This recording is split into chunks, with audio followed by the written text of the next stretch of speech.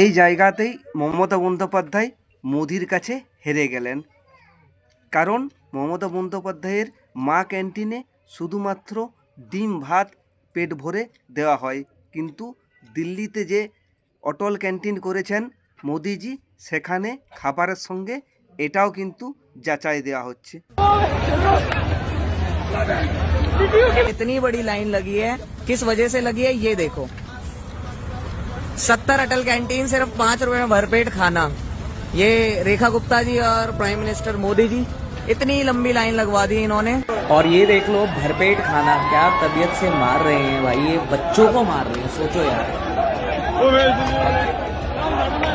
मोहित चौहान जी, बच्चे छिड़वा दिए आपने तबीयत से, ये देख लो जरा क्या हाल हो रहा है भाई। आप सबसे पहले बच्चों की सिक्योरिटी को भी देखोगे अपनी सिक्योरिटी के साथ साथ। সারা বাংলা জুড়ে মা ক্যান্টিন 300টির উপরে চলে, কিন্তু সেখানে কোনো রকম কিছু ঝামেলা হয় না। যে দিল্লিতে অটল ক্যান্টিন শুরু হওয়ার পরেই সেখানে ঝামেলা শুরু, এবং কিভাবে লাঠিচার্জ হচ্ছে সেটা তো দেখলেন। প্লিজ ভিডিওটা শেয়ার করুন।